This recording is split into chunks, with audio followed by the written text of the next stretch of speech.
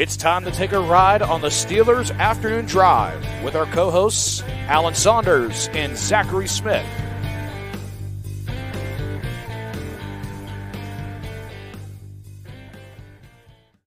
Welcome into another episode of Steelers Afternoon Drive. I'm Zachary Smith. That is Alan Saunders. Alan, let me just jump back into the front seats. We got nobody riding shotgun today. It's just the two of us. How's the song go? Just the two of us. That should have been the intro. Should have been. It's Valentine's Day. We just couldn't let anyone come between us. You know, it's just me and you. It's just that's definitely why. Yeah. That is our teased guest for today had an illness and could not make it. We will reschedule said teased guest. In the meantime, you're stuck with us, but we got lots of good Steelers stuff to talk about. Less nonsense maybe today. Less nonsense. Less nonsense. It definitely would have been a lot of nonsense with the teased guest if he or she were joining the show. Yeah. Yes. And I'm glad that I didn't know how you wanted to approach that. I'm glad that we're not going to tell the people who it would have been. Just continue to tease it until they actually are. Oh yeah, you got to keep the tease going now. You got to keep it going. Yeah. Yeah. I can't wait for, to get your opinion on this and then said comments that will come from the audience of this show after we discuss it. Kevin Colbert talking about analytics, which I figured would be a great conversation. I would actually love to have him just openly talk about it on a podcast, like a radio hit, and get that and actually hear him have a nuanced conversation about what his idea of analytics are, because he says they're overused in the game today, and I think that he had a lot of at least I saw from my personal Twitter feed, it was a 50-50 split with people agreeing with him or saying, oh, this is why the drafts have gone the way that they have, since 2017. But I think for a lot of people, they confuse analytics and just lump everything that they think is analytical as to what PFF does. And that is their idea of analytics and their sole idea of analytics. Well, I just the first thing I have to say is that it's very rare that you get to cover one of these in real time. It's very fun when your job is I'm actually making the newspaper right here with the headline as we speak. Yeah. So that's always good when you get to check one of those off your list. I'm mostly joking. I think this is an interesting and very nuanced conversation that does not lead itself well to Twitter hot takes. And so this is actually a great topic of conversation for this podcast. This is one of the reasons why I wanted to have this podcast so we can talk about stuff like this. I think Kevin Colbert is both at the same time very right and at the same time deeply, deeply wrong. And I think it is very telling. Basically the story of me. About his background, where he comes from, what made him good, and the ways that analytics apply to that seem to have, I'm projecting here, shaped his view of all of them. And I think that is part of the problem here. So let's break down Kevin Colbert, the person, right? Kevin Colbert was a scout before he was general manager, and he was a really, really good scout. He was one of the best scouts, and that's what made him a general manager. And when he was a general manager, he carried on that tradition of being a really good scout. When you think about the Steelers under Kevin Colbert, the thing that stands out is their draft success and their ability to not just only hit with first rounders, but to find really good players deep into drafts as undrafted free agencies for a team that does not spend a lot of money or go to the free agency a lot to be able to hit big time crucial guys like Jeff Hardings, James Ferrier, with Ryan Clark with a relatively few number of attempts. Great scouting. That's what defines the Kevin Colbert Pittsburgh Steelers. And I don't really think that we can sit here in 2024 and say that analytics could have done a better job than Kevin Colbert did when he was doing that really well. It's not about the numbers. When you are talking about looking at college players, seeing how they're going to project to the NFL, looking at players in different schemes and see how they're going to be more useful in yours. Can numbers help that? Absolutely. But that's not where analytics are useful. That's not where most of the rest of the NFL is finding value in those tools. And so I understand why Kevin Colbert, from his lens, looks at these things and says, I don't really get it, because the things that he specialized in, the things that made him great and a borderline Hall of Fame executive, he would not have been greatly aided by analytics in those ventures. That was not what he was all about and what made him good. And so I understand why he sees this stuff and says, I don't really get it. Yeah, I think it's interesting. Like I'm going back now and kind of looking at like the full quote here. He talked at the end of my career with the Steelers, obviously came into play. Used to encourage our younger scouts, keep me up to date, tell me what I'm missing. We had analytics people, used to challenge them. When you guys can measure the intangibles, let me know, because that's the most important thing. And I mean, it really is. Like, how many times have we seen, a guy come in, a Devin Bush, right? Like, looks the part, runs fast, and it's just a total mess in the head, right? Like, now that was a Kevin Colbert miss. So, like, clearly, I think we can all say fairly that things didn't go as well for Kevin Colbert of the last, 4 or 5 years of his career. There was a decided downturn in the quality of the output there.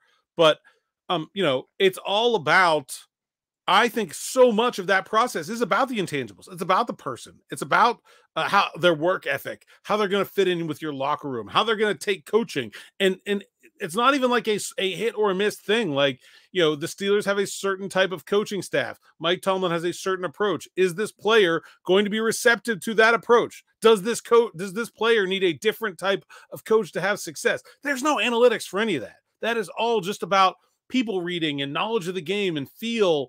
And you can't replicate that with analysis. You just can't. It doesn't. I mean, can you do so? Here's where analytics can make an impact in scouting. Okay, we're gonna scout. If I'm the Pittsburgh Steelers, it's like, okay, we're gonna scout Michigan in person, Ohio State, Penn State, Pitt because they're close, Florida State, Alabama, Georgia, all that. We're gonna send scouts to our games. We're gonna send scouts to their practices. We're gonna meet these people. We're gonna have relationships with their coaches.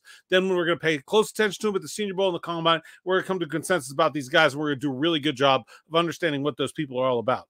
Now, okay, are we gonna scout the FCS at all?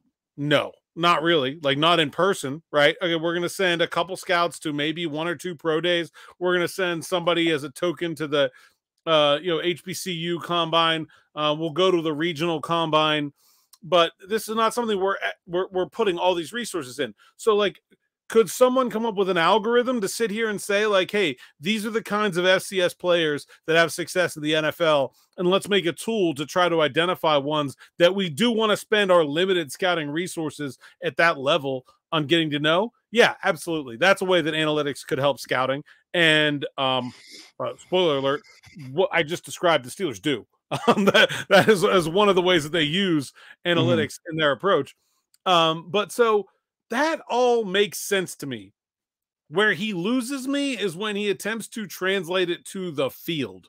I think that is where analytics actually do have significant value in terms of things like expected points, DVOA, applying game theory to the NFL as a sport. You can learn things using math about the way things have always been done, and where the way things have always been done falls short of optimal strategy, and being able to implement that can be a massive advantage for your team.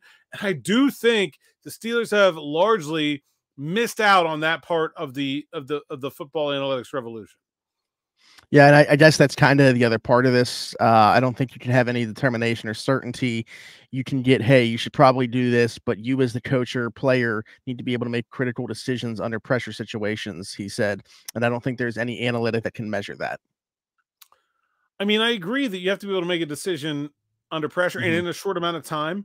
And you have to be able to take into account the environment, right? You have to know the health of your team.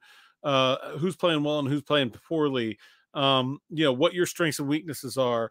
Do you have a call you really like? Do you not have a call you really like? All these things should influence play calling and decision-making for a coach, but it's clear which coaches and teams are willing to do things that might be seen as unorthodox because the analytics say they're a better idea, and which ones aren't, right? I mean, I think like we can use the caveat of like, yeah, every once in a while you got to just kind of know your team and know, but like it's pretty clear which teams are willing to give this stuff a try and which ones are not, and that the Steelers have largely been in the not category, right?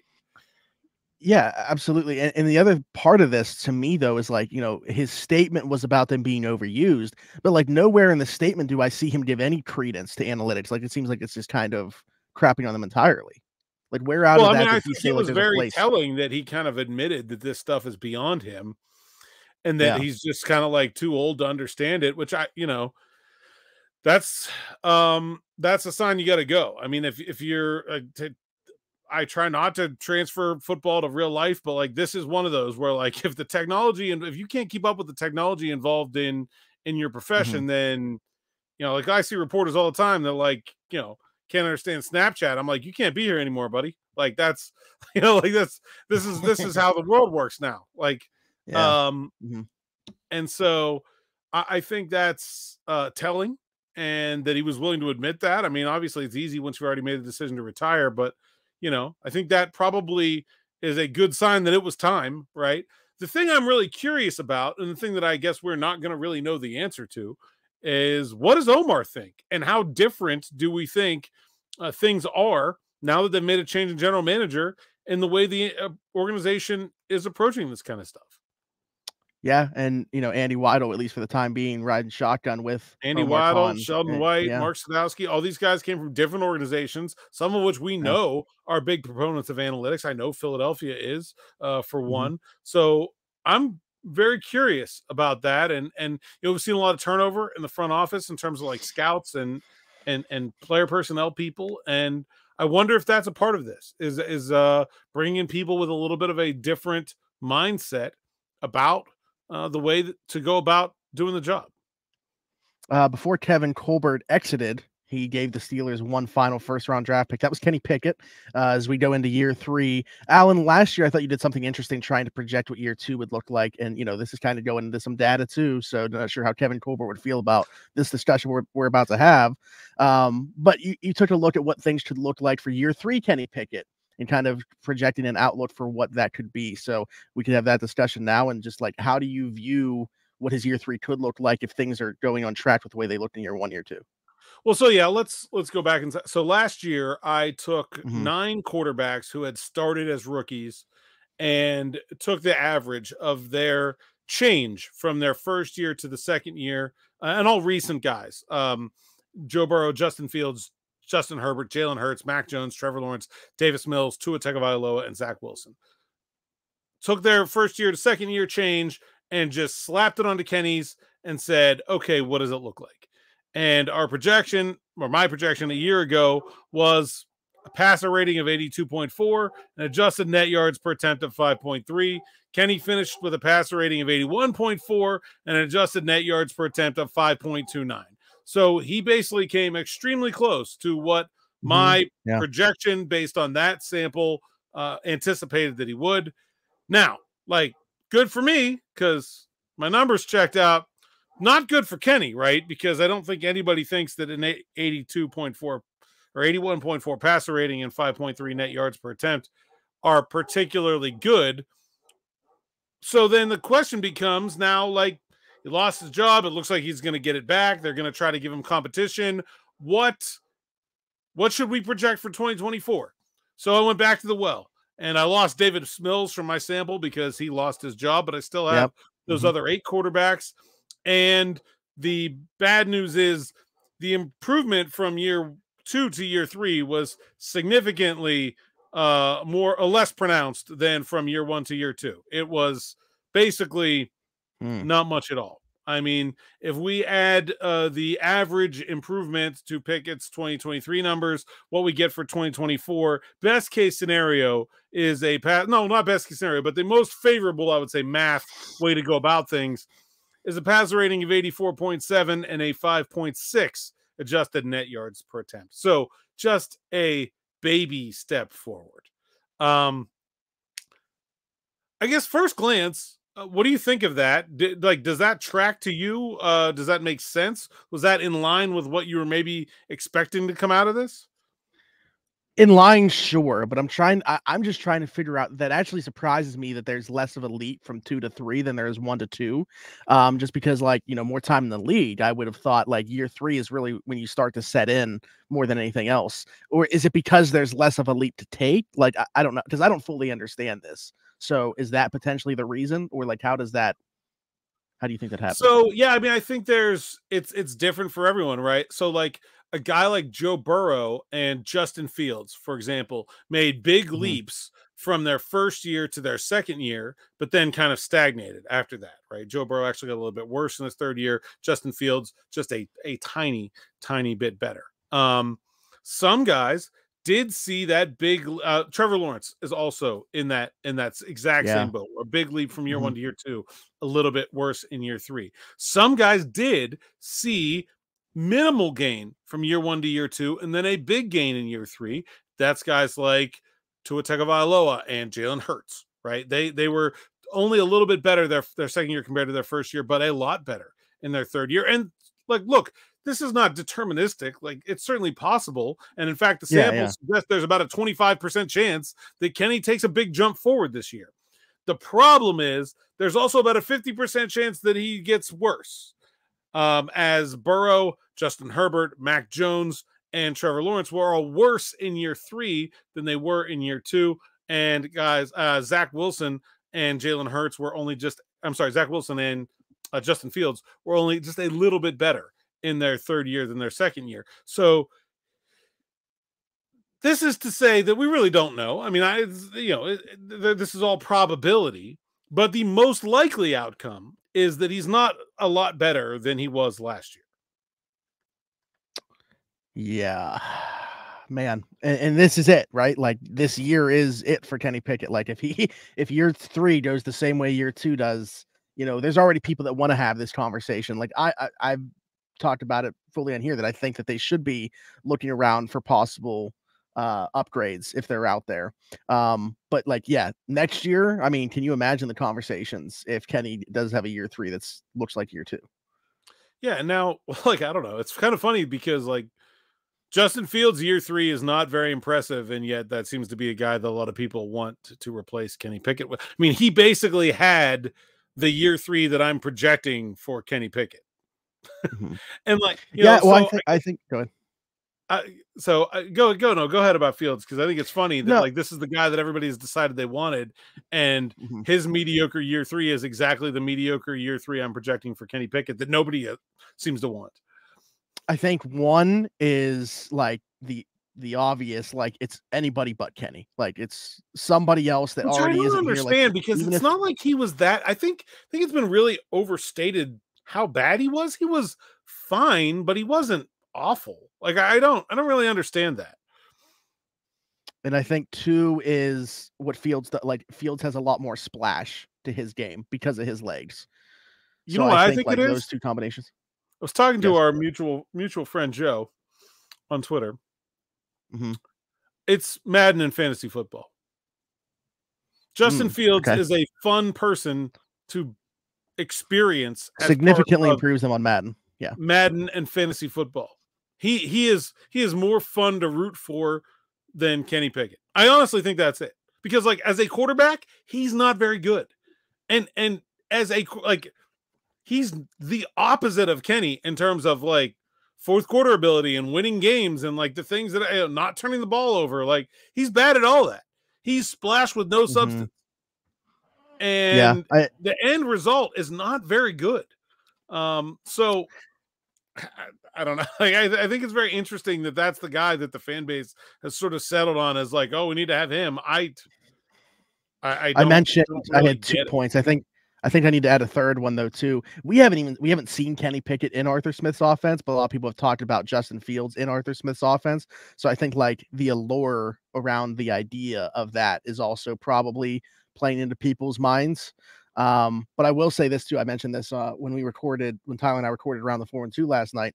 So I've been watching Fields a little bit more. Obviously, like, I watched him at Ohio State and everything, but like, watching him as a pro, I really like. Chicago's rarely on around here, so I don't always get to watch him.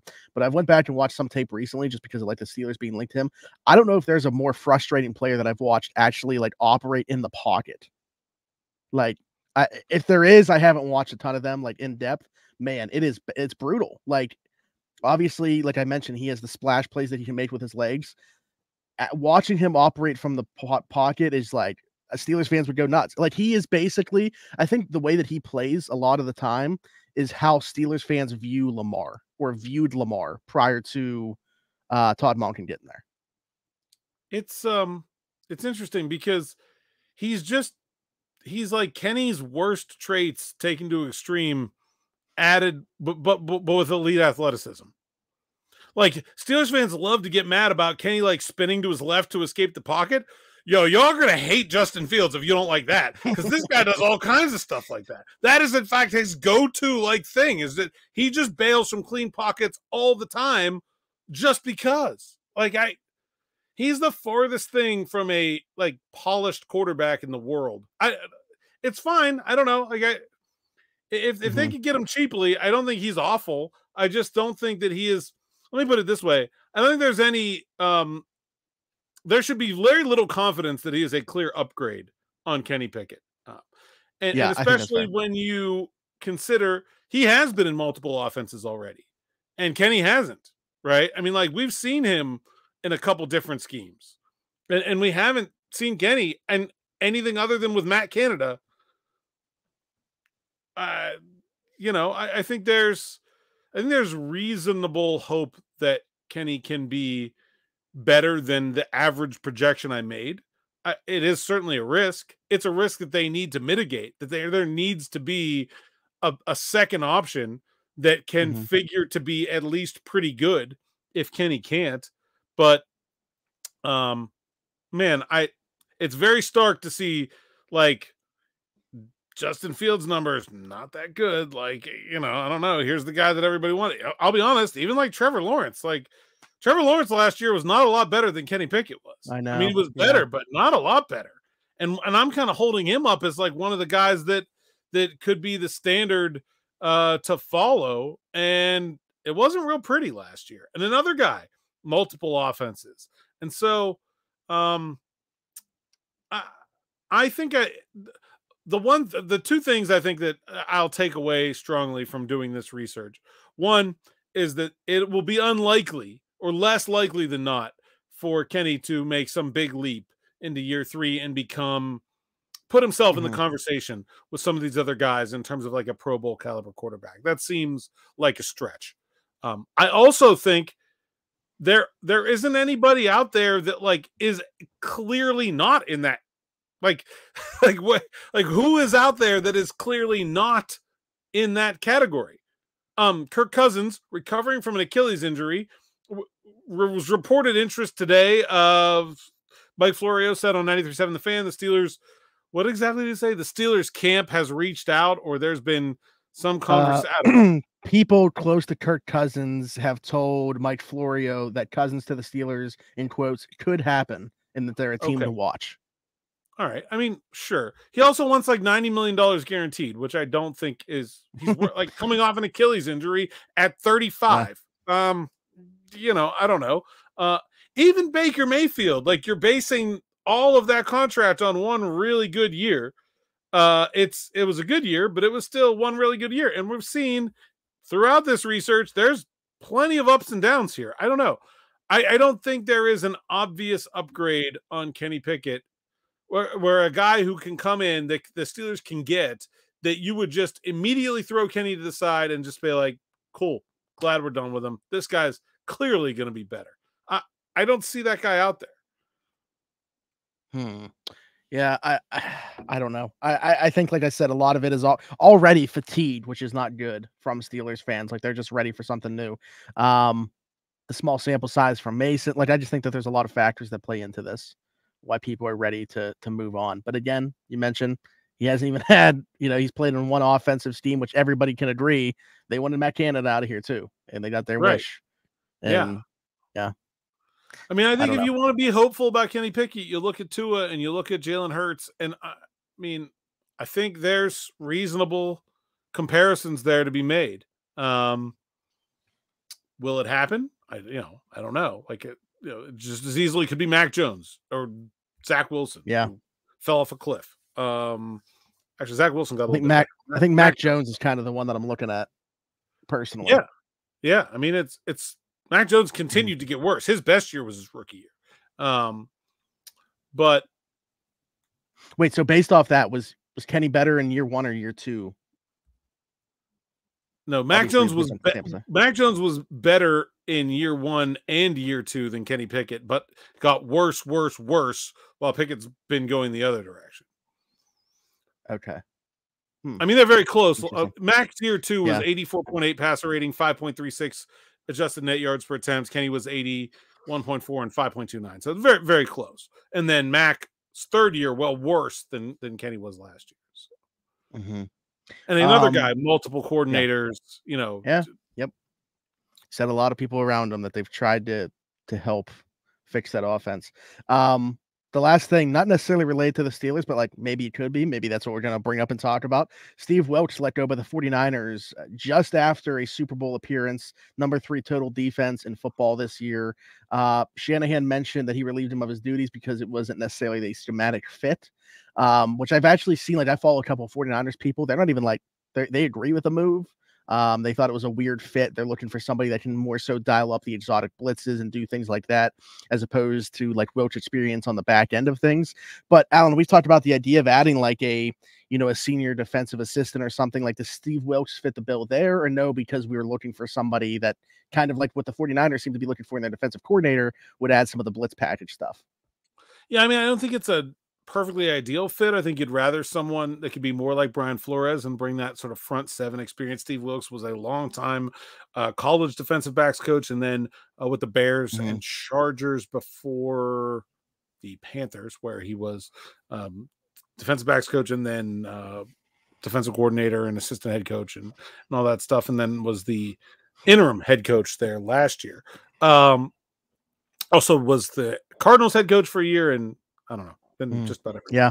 But I don't know. He's the kind of guy you would want to target, right? Former high level coach, doesn't look like he's going to get a coordinator job. By the way, who are the 49ers going to hire? Like, it's late in the game to be firing a coordinator. Vrabel? I mean, he's out there. It's not a lot of other obvious candidates. Like, it's kind of no. Nick mentioned the one from the college ranks, but I saw that he got, I can't remember where it was that he got hired actually. Jim Leonard, that I thought was like an outside the box candidate. I know he got hired somewhere though. Somebody hired him as a position coach. Yeah. Denver? I can't remember where it was. Yes. Yep. It was. Yeah. Yeah. I don't know. I don't like it, specifically because they're kind of throwing out there what they're looking for from the defensive coordinator too. Like, I don't know. Somebody outside of Vrabel doesn't like jump out to me. Brandon Staley? Oh boy. Yeah. Back on the West Coast. That's the only other one that kind of, like, I know he's available. That's the one that could kind of fit. How would you feel about Brandon Staley for the Steelers? I mean, you want to talk about analytics? I mean, that's a guy that would certainly bring some of that to the organization. He does have that more like defensive line kind of experience, but I honestly just am not like I've never been impressed with his stuff. I don't know. He would certainly do. Was another John Carroll coach, by the way, so that would like probably break the NFL record for most former John Carroll coaches on one staff. He's from Ohio, so I mean, I guess you could make it work, but I don't know. It would be bad. I think that's a better fit than Wilks. Yeah, I'm not sure. I'm saying. You're not like handing him the keys, obviously, to anything like Terrell Austin and Mike Tomlin. I'm just not sure of the personality fit with Mike Tomlin there. Okay. Yeah, like, I mean, I don't know about that. Like, does Brandon Staley strike you as a guy that's gonna want to like take that kind of role to Mike Tomlin? I don't know. Not sure that's gonna work. I don't know that Brandon Staley strikes me in any way, to be quite honest with you. I don't know. But yeah, I mean, I hear you. Anything that I do see come out of like the clips in the locker room, yeah, certainly an odd. I don't know how else to say it other than odd personality that he gives off, but yeah, I don't know. I'm not. I wouldn't be jumping for joy at that. I think it could be interesting, but I think Mike Vrabel. If they get Mike Vrabel, I mean, yeah, you sign up for that in a heartbeat. I don't know if that's realistic, but that's I just want to know like what's going on right now in Mike Vrabel's day-to-day life. Like, is he waking up and having conversations with anybody like regarding employment? Like, what is he doing right now on a day-to-day basis? That's what I want to know. Maybe he wants to do TV. I don't know. But like, wouldn't there be some type of conversation? Like, I just haven't seen anything like other than those guys' contracts just expired after the Super Bowl. Okay. So TV generally a little bit behind the coaching realm. So that's I mean, if that's what he wants to do, he doesn't strike me as a TV guy. But Bill Cowher didn't strike me as a TV guy either, and he's done it for a long time and very good at it. So I don't know. Yeah, the only thing that I've seen is Luke Fickell's telling him to come back to college rankings, be on his staff. That was the only time that I've seen somebody mention Mike Vrabel's name. So he did get an interview for one of the head coach jobs, didn't he? Did he? Did he? The Chargers, maybe. Did he actually interview? Okay, he would be like the only if he didn't. In Atlanta, seemed to interview like everybody. He did interview a lot of candidates. He did interview. Okay. Yeah. Okay. Okay. And the Chargers. Yeah, those are the two. Interview Atlanta and the Chargers. There we go. Either way, I would absolutely love that. But anything else, Alan? I think that's it. Thank you to our guest Casper for riding shotgun with us on this episode. We get better fuel economy on this episode of the Afternoon Drive because we do not have to haul a passenger around. Old girls chugging along, running a little bit leaner today. There we go. Alan, tell the people they can find you. At @Saunders_PGH, PGH Steelers Now, SteelersNow.com. Like and subscribe to the YouTube channel. Got a cool video up there with Kentucky running back Ray Davis, who's told me at the Senior Bowl that Jaylen Warren is his favorite NFL player. Jaylen Warren. I was surprised. That's insane that Jaylen Warren is now to the point where he is people's favorite NFL players. And I'll tell you what, Ray Davis is like, if you want to like split the difference between Najee Harris and Jaylen Warren in terms of like skill set and personality, he's 5'8" and 225 and runs like he's 250. Jeez. Well, it seems like it's a good fit. Steelers need a third running back. Put him on your list.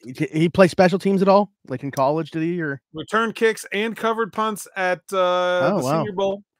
And also is a very good receiver. He is short, obviously. We covered that. But yeah. Check out his highlights on YouTube. He's got some nice catches. He's not like Deuce Vaughn short, though. Like, yeah, he could work. He's 3/8 of an inch taller than Jaylen Warren. There we go. So just like Jaylen Warren's afro height, basically. There we go. Like, subscribe, hit that notification bell here. Hit us in the comments with anything that we talked about, any questions for future shows, all that good stuff. Leave us a 5-star review if you're listening somewhere else, Apple, Spotify, wherever you get your podcast from. I'm Zachary Smith, PGH, for Alan Saunders and myself. Thanks for jumping in. Take another ride on the Steelers Afternoon Drive.